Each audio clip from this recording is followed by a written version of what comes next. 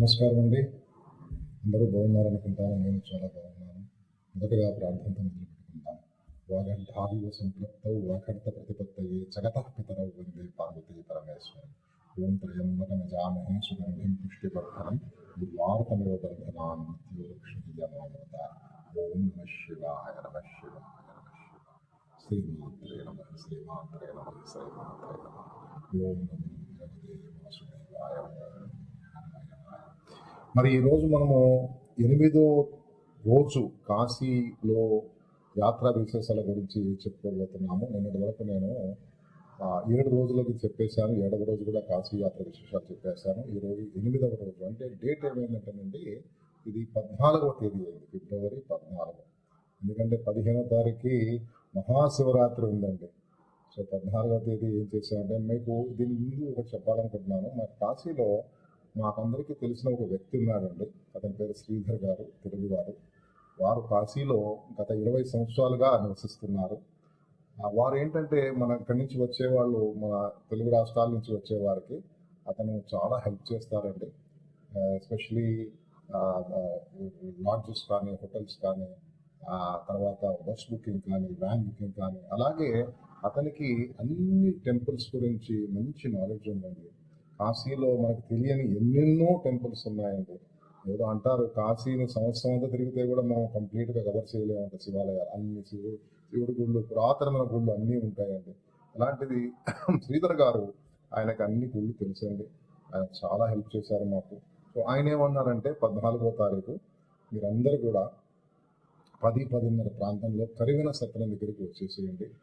ఎందుకంటే కరివెన సత్రం దగ్గర నుంచి మనకి చాలా అన్ని గుళ్ళు ఉంటాయండి. ఆ గుళ్ళు మనం సన్నటి లేన్స్లో వెళ్ళాలి. మీకు తెలుసు కదండి, కాశీ వారణాసిలో సన్నటి లేన్స్, లేన్స్ ఉంటాయి కదా, చిన్న చిన్న లేన్స్ ఉంటాయి, వాటిల్లో వెళ్ళాలి. అన్ని నడకదారిలోనే.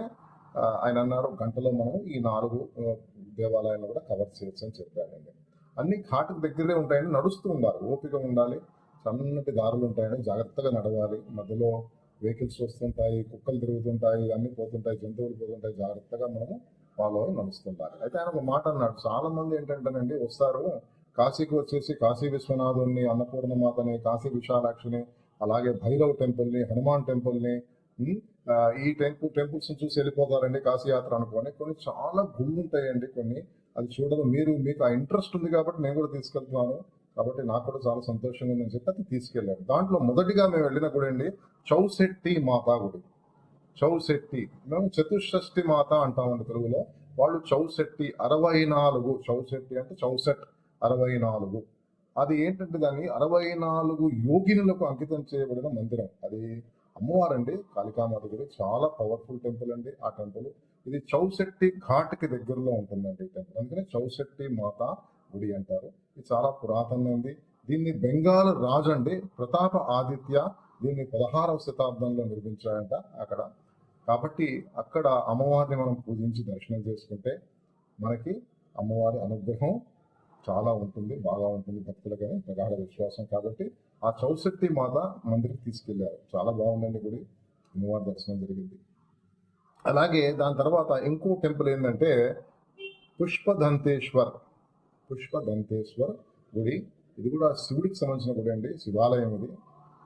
ఇక్కడ ప్రాచుర్యం చెందిన కథ ఏంటంటే, ఈ పుష్పదంతుడు అనే గంధర్వుడు మహాశివుడితో శపించబడి అతను అక్కడ ఉంటే, పార్వతీమాత సూచన ప్రకారము ఈ పుష్పదంతేశ్వరుడు మహాశివుడి గురించి ఘోర తపస్సు చేశారండి.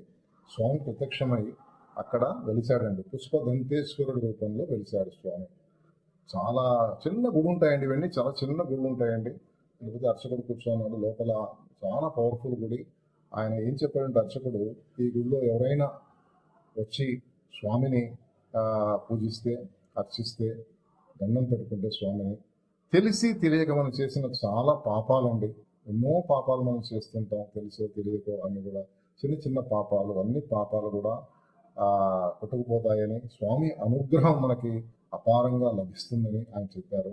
అక్కడ కాసేపు కూర్చొని స్వామిని దండం పెట్టుకున్నాము. పుష్పదంతేశ్వర్ ఆయన పేరు. అలాగే మేము ఇంకో గుడికి వెళ్ళామండి, దాని పేరు జటేశ్వర్ పాతాళేశ్వర్ మహాదేవ్ టెంపుల్. పాతాళేశ్వరంగా మీకు అర్థమైపోయి ఉంటుందండి. గుడి కొంచెం మెట్లు మనం దిగాలి. కొంచెం అంటే ఒక 20 స్టెప్స్ దిగాలండి. చాలా ఇద్దరు మనుషులు మాత్రం లోపల ముగ్గురు వెళ్ళి ముగ్గురు బయటికి రావాలండి. నేను చూసింది ఏంటంటే ఒక 4-5 శివలింగాలు ఉన్నాయి అక్కడ. వారు ఏం చెప్తున్నారంటే అది రామేశ్వరంలో లభించిన శివలింగాలు అని చెప్తున్నారు అక్కడ. అందుకే జటేశ్వర్ అంటారంట. ఆ స్వామిని కూడా దర్శించుకున్నాము, అక్కడ కాసేపు కూర్చున్నాము. తర్వాత ఇంకో గుడికి మేము వెళ్ళింది ఏంటంటే ఆ గుడి పేరు శివ్ శవ్ కాళీ మందిర్. శివ్ శవ్ కాళీ మందిర్. ఇవన్నీ ఏంటంటేనండి ఆ సన్నటి గొంతుల్లోనే ఉంటాయి. మనము అతను తీసుకెళ్తున్నాం, ఆయన వెనకానే వెళ్ళాము. అన్ని ఈ టెంపుల్ కూడా, ఇది కాళీమాత గుడి అండి, చాలా పవర్ఫుల్ గుడి అండి అమ్మవారు. ముందు నుంచి చూస్తే అమ్మవారిలాగా కనబడుతుంది, మనం వెనక గురించి చూస్తే మహాశివుడిలాగా ఉంటుందండి.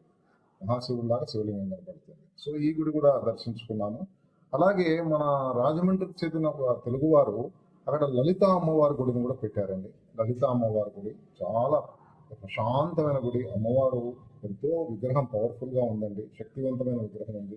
అక్కడ అందరూ కూడా కూర్చొని సైలెంట్గా అమ్మవారి లలితా సహస్రనామ పారాయణం చేశారండి. అందరూ కూడా చాలా సంతోషం. ఆయన అందరికీ ప్రసాదాలు ఇచ్చారు. ఆయన ఆ గుడిని మెయింటైన్ చేస్తున్నారంట.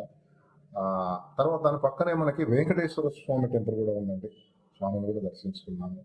ఆ విధంగా మేము మార్నింగ్ అన్ని ఈ 4-5 గుళ్ళు ఏవైతే ఉన్నాయో చూసుకొని, గుళ్ళన్నీ కూడా ఒక 1 కిలోమీటర్ రేడియస్లో ఉంటాయండి, నడుస్తూ ఉండాలి. చాలా మంది వెళ్ళరంట ఈ గుళ్ళకి. అన్ని గుళ్ళు కూడా చూసుకున్నాం స్వామి అనుగ్రహంతో, అమ్మ అనుగ్రహంతో, అమ్మవారి అనుగ్రహంతో. అలాగే మధ్యాహ్నం అందరం కూడా కరివెన సత్రంలో భోజనం చేసేసి లాడ్జికి వచ్చేసామండి. సో సాయంత్రం ఏం చేసామంటే 14 సాయంత్రం కదండి, ఎక్కడికి వెళ్లకుండా చాలా మంది ఏం చేశారంటే మేము ఆ ఘాట్కి వెళ్తాం, మీ ఘాట్కి వెళ్తాం అని అందరూ వేరే ఘాట్లకు వెళ్ళారు. ఎందుకంటే సాయంత్రము గంగా హారతి చూద్దామని వెళ్ళారు. నేను కూడా మా మిస్సెస్తో ఇద్దరం కలిసి మేము అలాగే అన్ని ఘాట్లు నడుచుకుంటూ దశమేష్ ఘాట్కి వెళ్ళామండి. అక్కడ గంగా హారతిని తిలకించాము మేము. నేను అది కూడా పెడతాను, వీడియోని చూడండి. చాలా బాగా అనిపించింది. సాయంత్రం చాలాసేపు కూర్చున్నాము, ఒక అరగంట కూర్చున్నాము. ఎందుకంటే 15వ తేదీ మనకందరికీ తెలుసు కదా, మహాశివరాత్రి. సో 14 నుంచి అంత అడావిడి మొదలైపోయింది ఘాట్స్లో.